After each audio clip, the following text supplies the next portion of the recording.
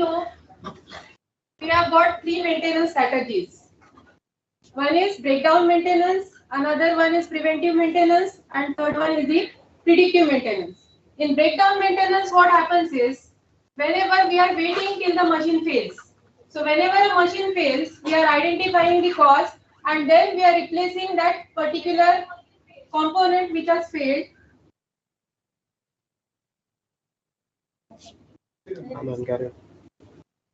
That particular component which has failed, and then we are replacing that component, and again we are making the machine to work. So in that all process, what happens is it increases the machine downtime. Also, it increases the production loss. The second strategy, it is the preventive maintenance. So in preventive maintenance, what happens is it is basically a periodic maintenance. So in periodic maintenance, it is like our car servicing. So after a particular time, what we are doing? We are servicing that machine and we are replacing some parts. So what happens over there is, if a part is in good condition, then also we are replacing it. So what happens due to that is it increases the inventory cost. Again, we have to store a lot of inventory. So that is the drawback of this. And we are not using a part up to its full life. Before only we are replacing that. So that is going to be our loss only. The third strategy, that is the predictive maintenance. In that, what we are doing is we are using sensors, we are acquiring data, we are monitoring the health of the machinery, and then by observing the patterns of vibration, we are predicting which part is most likely to fail. So this is the mostly adopted technology in Industry 4.2. So when this predictive maintenance is clubbed with Internet of Things, then we call it as a proactive maintenance, which is artificially intelligence based technology.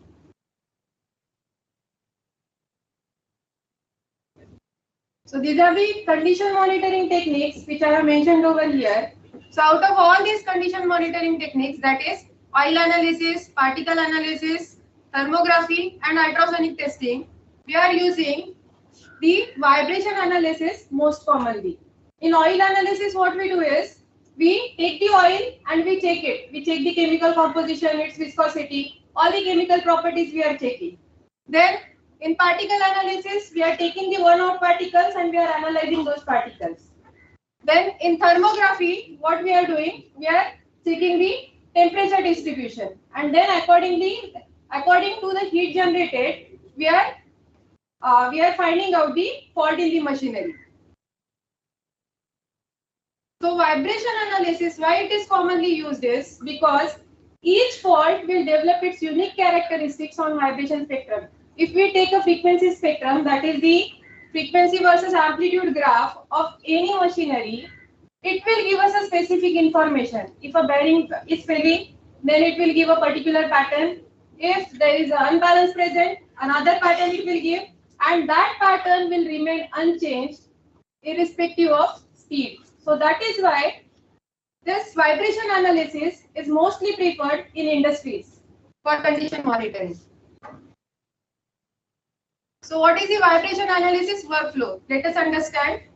So I have just shown one setup, a rotating machinery where we have got a motor. That motor is coupled with a shaft by using a flexible crank coupling, and then we have got three bearings. So what we are doing is we are putting the sensor, that is the accelerometer, on the bearing, and then we are acquiring the vibration signatures.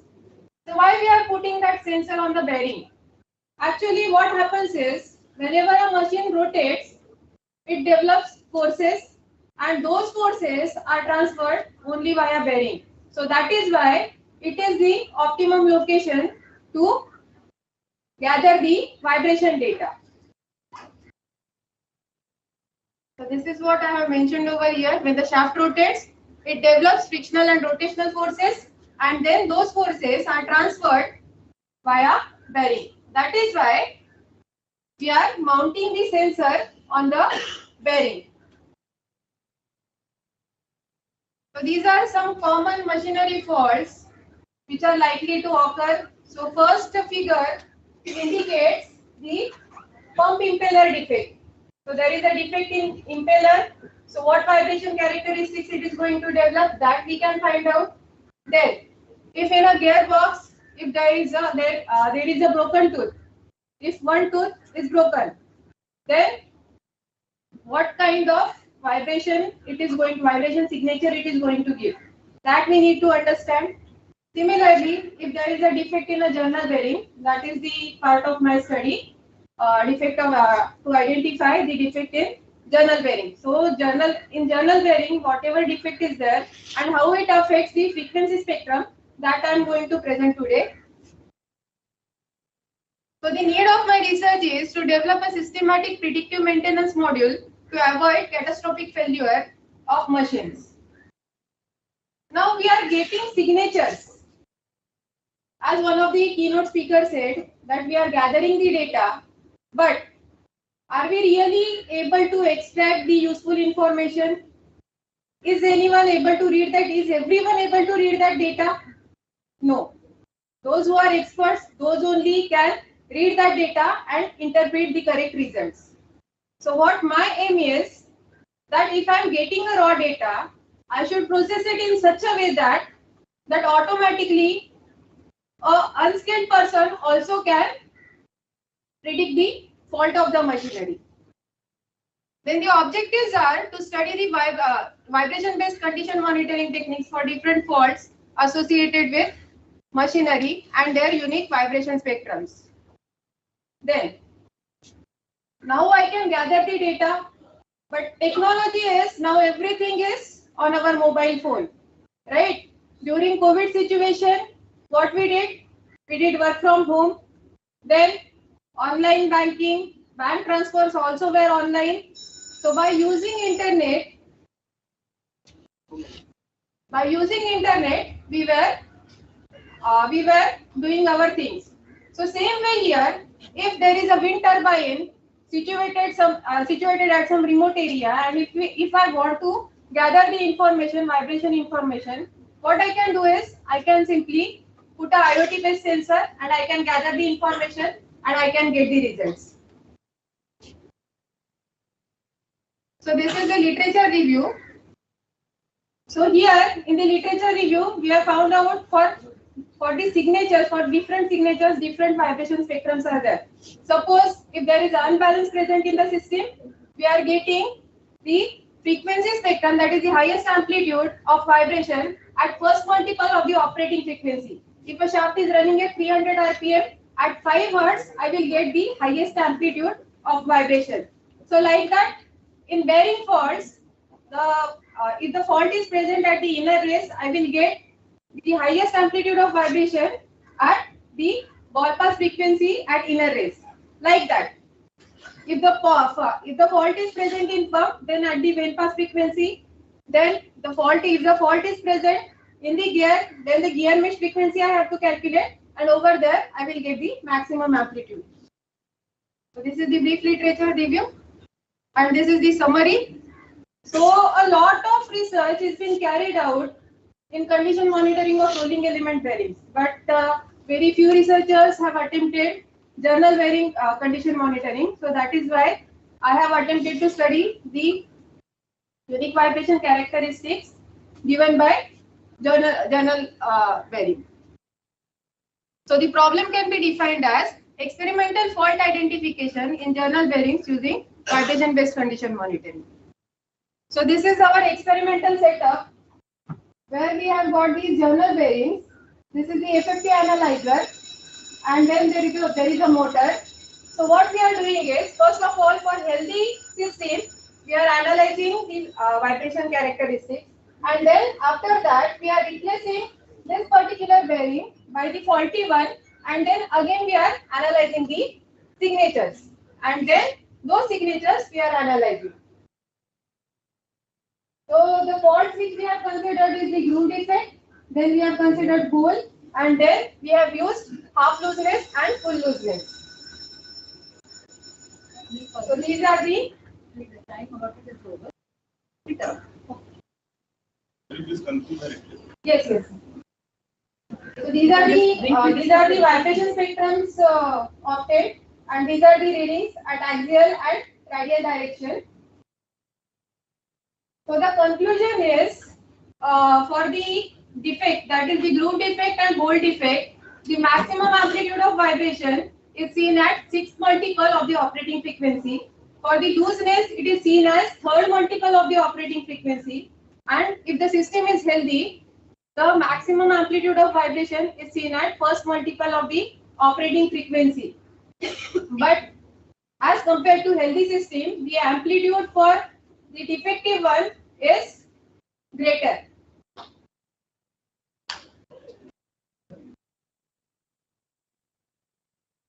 So this is the conclusion, and the future scope is actually we have already developed one application which can detect the fault. If we give a raw data to the system, to the application, it is automatically detecting the fault, but it is under the process of patent filing. That is why I cannot disclose that. I apologize for that, and sorry for taking extra time. So these are the references. Thank you.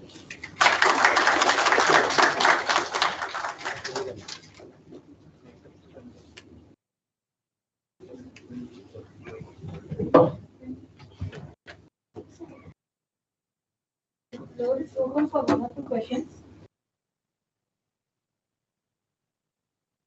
Have you used spectrum analysis for anything? No, sir. Can you go back to the slide where you have shown the condition monitoring? The initial slides.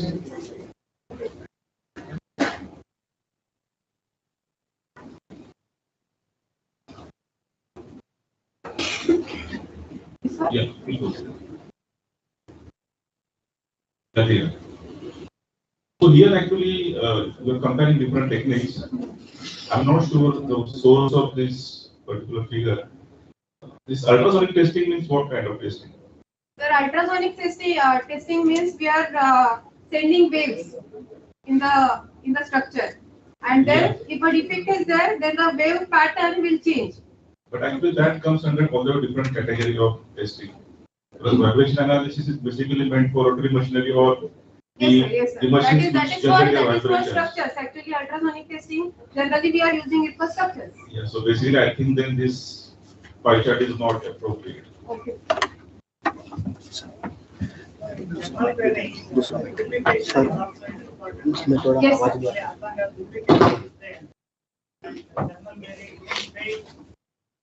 Yes, yes, sir. How do you consider those aspects? Sir, what will happen is if a defect is present, then it will affect the minimum fluid film thickness, and because of that, the load carrying capacity will vary. And sometimes, because of defect, that minimum fluid film thickness will not get developed, and there will be rubbing action. So, because of that, we need to study whatever faults are present on the journal bearing surface.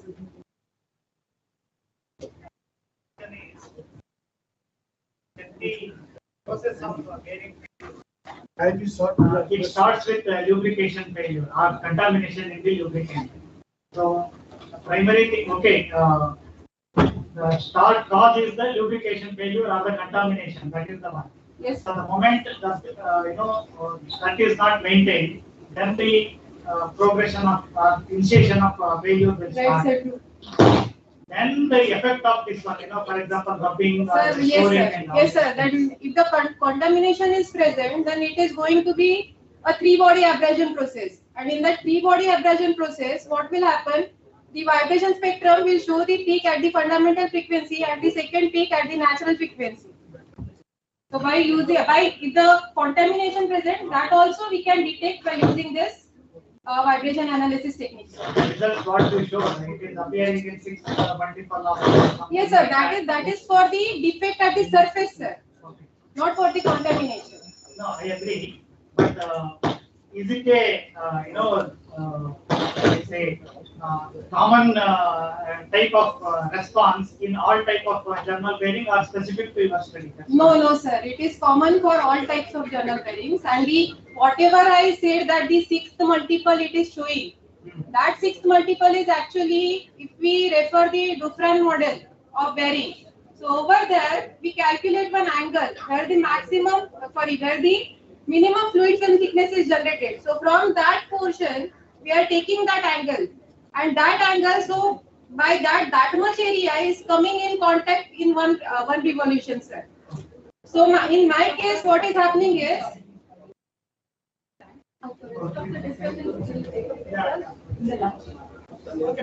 okay, sir.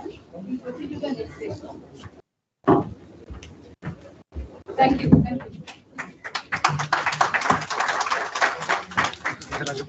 Skip कर दो आप sharing करके sir वापस introduction वाला ना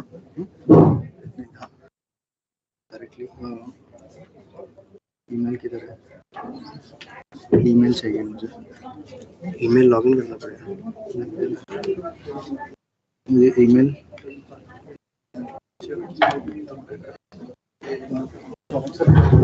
Shoumik sir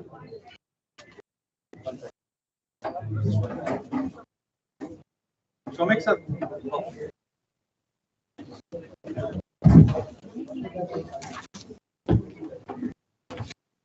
ये आपका email में इनका नेक्स्ट प्रेजेंटेशन है वो डाउनलोड करना है फिटनेस होना that's it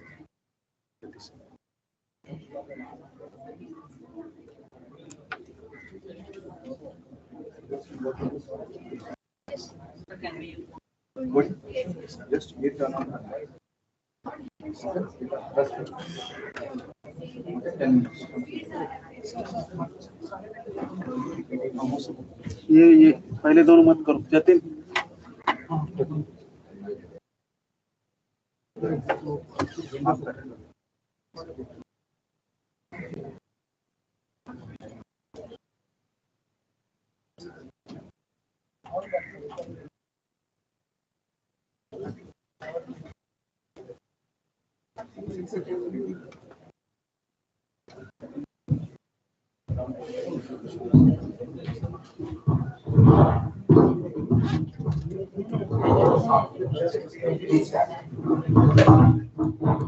Okay.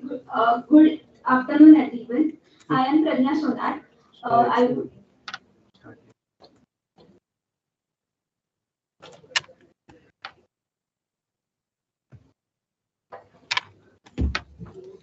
Screen share करा अरे हो त्यांनी काय केलंय मीटिंगच बंद केली कोणीतरी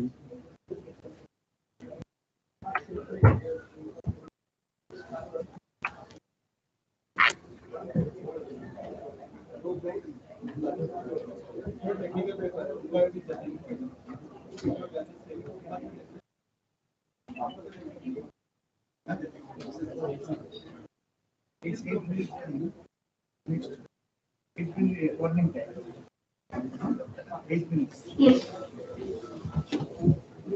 Good afternoon, everyone. I am Pragna Sonar. I would like to introduce my fellow co-author friends, Atharva Zogdev and Atharva Atlakar. The title of our research paper is a statistical model of random forest, a multitude of decision tree for tool condition monitoring of face milling cutter through spindle vibrations. We were guided by Dr. Abhishek Patange sir from COET Technological University Pune and Ami Barot. As we know, every mechanical component has to go through a machining process which involves the removal of material. Thus, cutting tool is considered as the backbone of manufacturing industry. As you can see, though the cutting tool contributes only 3% for the overall cost distribution, but to deliver high endurance and accuracy and repeatability, it plays a major role. The recognition of tool failure is an everlasting problem for manufacturing industry. As we are progressing towards Industry 4.0,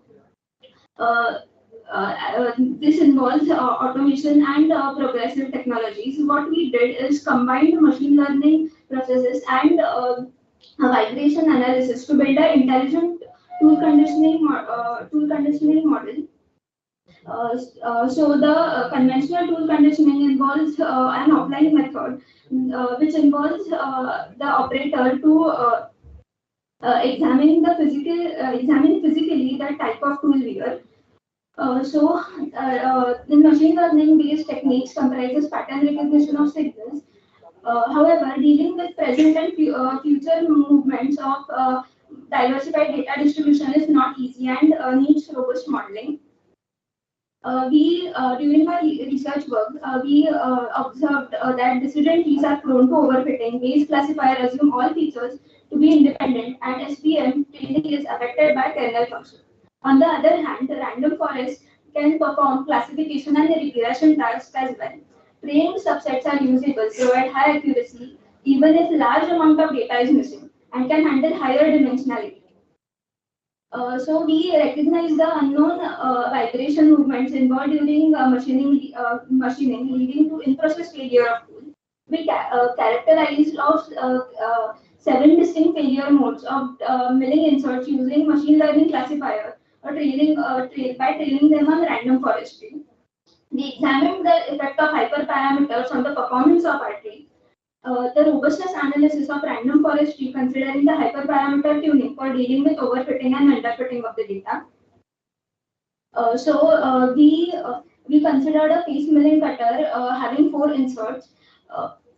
To acquisite the real-time data from the face milling cutter, we placed the accelerometer just above the spindle holder. The vibrations were collected by varying the last insert. And further, the data was fed to the random forest algorithm to fulfill the criteria of classification of type of wear. Further slides will be explained by Tharvatnakar.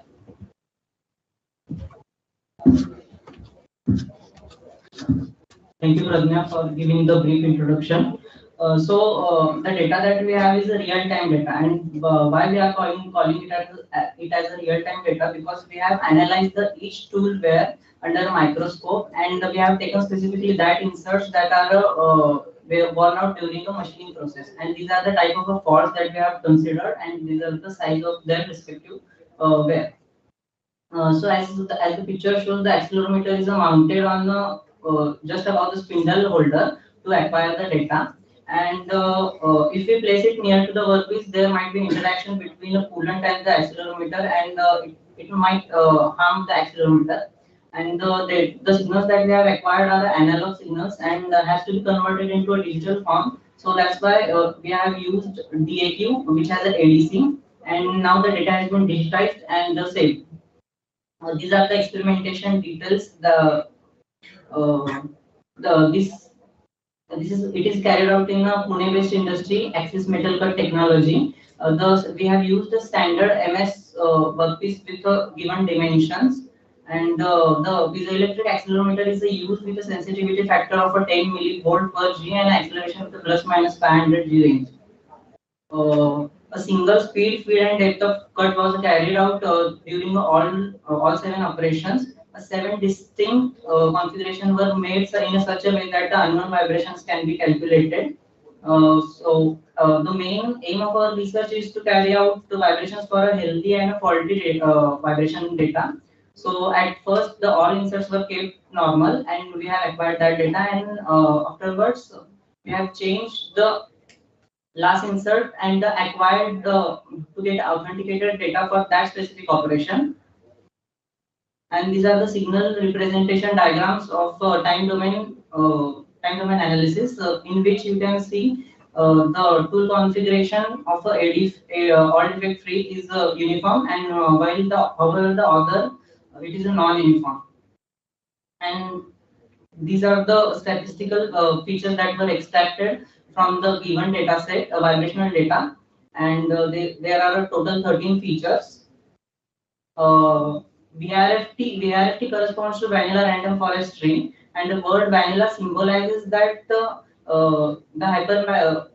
tree with the default hyperparameters, and as you can see in the tree, the highlighted features are the most significant features, and the below table shows the default hyperparameters and its value. The first one is the minimum sample split. It is the minimum number of samples required to split the node, and it is the value of a 2. The max depth is the length between the parent node and a root node.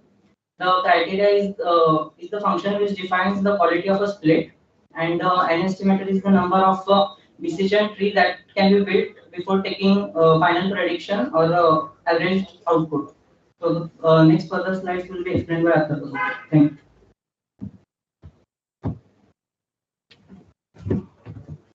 So I will need to make Mr. So this is the TRFT, where VRFT and TRFT, the hyperparameters are varied such that the VRFT was kept at, their estimators were kept constant at 100, and TRFT, for TRFT it is varied from 60 to 200. We can see that the distribution of the data is that the number of estimators versus accuracy. For the number of estimators, the accuracy of the testing set varied just from 75% to 85%. So no significant variance is seen. For the max depth, it is the most significant and influential parameter of our model because it shows maximum variation with respect to training as well as the testing curve. For minimum sample split, we can see that for a certain point, precisely 8, we can have a maximum accuracy, and then it goes on, then it goes decreasing. And can I sum up? It take 2 more 8 months. Okay. So this is the confusion matrix. So this will decide the classification of the model. The TRFT shows almost 100% accuracy. So this means during training the model has overfitted, and the testing data is as shown. Here we can see the type 1 and type 2 errors. The type 2 error is most important when we consider classification because it is based on false positives. What false positive resemble is that a tool is faulty, but still the classification model is showing that the tool is healthy. So this was the main task to eliminate the type 2 errors by using a hyperparameter tuning. Now the comparison of VRFT and TRFT shows that for only this fault 65-35, where 65 is training set and 35 is testing set, the accuracy of binary random forestry has increased, and the tuned random forestry has decreased, and other faults the trend is similar and is ongoing because naturally the VRFT is having low accuracy than that of the TRFT. Wherever the accuracy of VRFT has increased, we can conclude that underfitting is eliminated, and wherever it is decreased, we can conclude that overfitting is eliminated. This is the anomalous behavior shown by the random forest algorithm that can be explained with the help of these slides. First, the elimination of underfitting, that is the common phenomenon. That is for 60% training set and 40% testing set, we can see that the underfitting is eliminated. The Gini index is the amount of impurity for a particular node, and when the Gini index approaches to 0, it is a pure node. I will not go into the sample.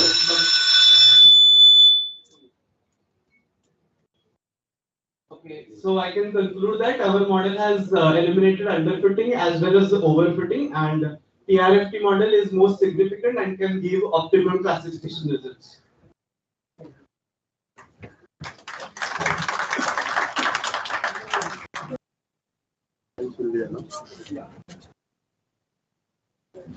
Take 2 questions. I have one question. In your model, you have considered 2 similar variables like variance and standard deviation. Yeah. Okay. What is the reason? Because they are similar, right? The variance is nothing but the squaring of the standard deviation. Yeah. So you have considered 2 similar variable in your case. You could have considered another variable. Okay. No, actually there were 14 features, but the most significant were taken here. So the most significant we observed that there are variance, and you are saying that. So another variable which you told was sum that was eliminated by feature engineering. Still linear classification? Yeah. Still linear classification? Yeah. one of the core areas. This is based on technology which works on program data. Calculate the entropy between the types of data, and the entropy will be reduced by information. It is based on the entropy reduction. It is linear. It can be binary. Yeah, I was asked one very basic question. When you apply this kurtosis on time domain data, so what is the information that actually you get? It's just that the value, it is based on formula. What? Like skewness talks about bias of the data. So kurtosis. It may resemble some difference between the data or peakiness of the data. I think it's better you go into it. We have put in the application and these fancy things, but we lack somewhere in the fundamentals. Yeah. Thank you.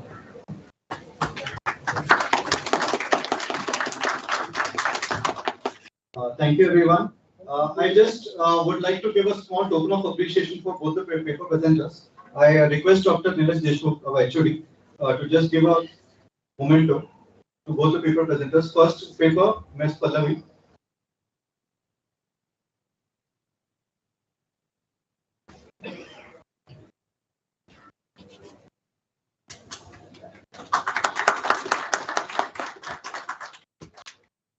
Next, the second paper. All the three delegates can come.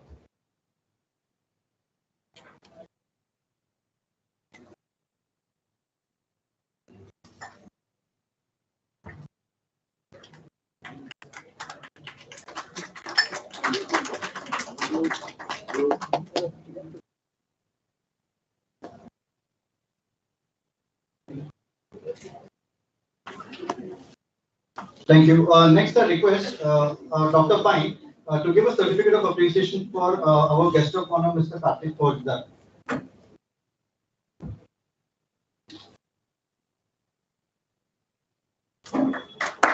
Thank you, sir.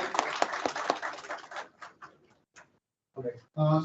Now we'll conclude with a summary from our session chair in a few words, and then we'll go for lunch.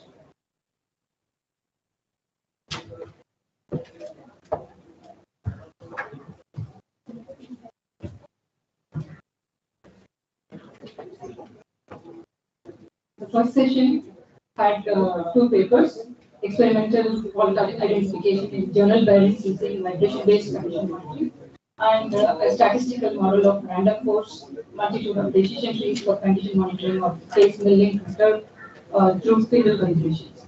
So I thank the organizers for playing the role of decision chair. You could see that the session itself started with good amount of discussions, and unfortunately we could not continue the discussions. So I request people to interact with the presenters during the lunch time. So thank you very much. With this, we close the first session. Thank you. Thank you, ma'am. We'll begin the next session at 2:45. Just one information for all the delegates. There is a gala dinner and cocktail at Ramada Hotel Millennium Business Park in Mafe at 7 p.m. till 10 p.m. And we have a bus arranged from our institute to take over there. So we invite all the delegates to be please waiting till the end of the session for today. So now the next session will begin at 2:45. Thank you, everyone. And we'll also ensure all the ACs are working. Thank you. So, sorry for the inconvenience. Thank you.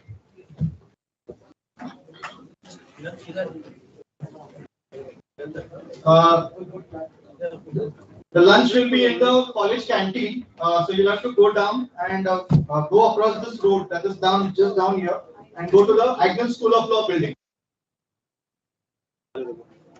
Yeah.